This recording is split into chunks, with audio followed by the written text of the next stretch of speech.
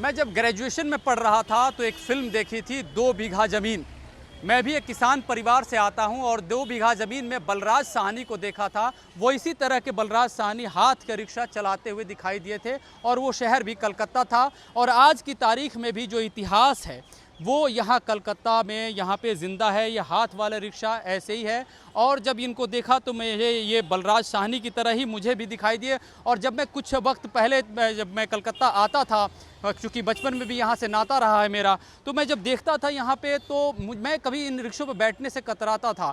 लेकिन जब मैं उस फिल्म देखी थी तो फिर तो बिल्कुल ही इस पर बैठना छोड़ा था, क्योंकि मुझे ऐसा लगा था शायद कोई बलराज साहनी संघर्ष से जूझ रहा हो। लेकिन इस संघर्ष में भी एक चीज़ थी जो मैं समझ नहीं पा रहा था कि ये चलना ही इनकी ज़िंदगी का चलना है, ये चलना ही इनके घर की रोजी रोटी है। मैं आपसे जानना चाहता हूँ, आपका नाम क्या है? मोहम्मद दिलेजान। मोहम्मद दिलेजान।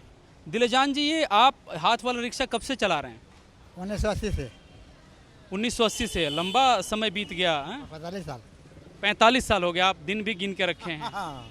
ऐसा जैसे कि हम एक फिल्म का जिक्र कर रहे थे, एक रिक्शा चालक बनते हैं नायक, और वो इसलिए बनते हैं कि वो अपनी गांव की जो ज़मीन है जो गिरवी रखी गई है, बड़ी पुरानी फिल्म है, वो उसे छुड़ा सके, और आते हैं और ऐसे कुचक्र में फंसते हैं कि वो रिक्शा चलाते ही रह जाते हैं, वो बड़े परेशान रहते हैं। आपकी ज़िंदगी 45 साल कैसे कटी है?